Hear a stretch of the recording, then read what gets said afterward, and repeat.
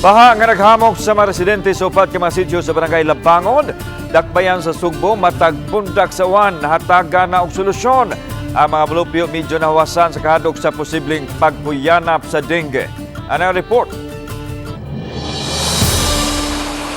Sa videong kuha sa mga apektadong residente, makita ang way paghubas nga baha, ilabi na kon kusog ang pagbundak sa uwan.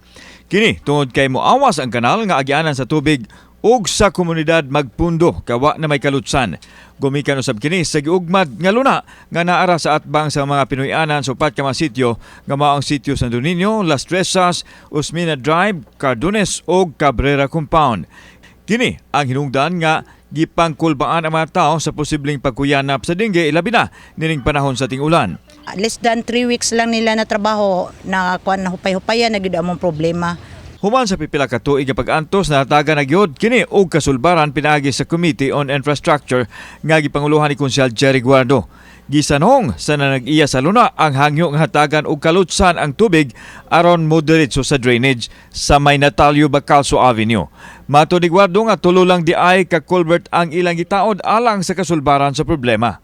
Ako silang gihangyo nga kung pwede para dili ma-stagnant ang water nga makakos og dengue og pagbaha. So nga buhatan na nila kanal nga doon na siya outfall para doon na siya mo-drain ang tubig nga kuan gikan sa sud silang property.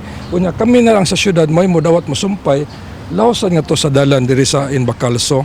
Pasalamat mi karon nga murag na hupay-hupayan na gyud na resolve na imuhaan na og kanang sakto nga drainage. Samtang gitutukan na karon sa city government ang mga dapit nga bahaanan ug nagpundo ang tubig sanglit delikado kini sa dengue ilabi na nga taas kaayo ang kaso sa dakbayan. We hope nga matabangan sad nato sila nga malikayan sad ang kaso diri sa dengue diri napita. Kauban si John Solon, ako si Alan Domingo. Balitang Bisdak.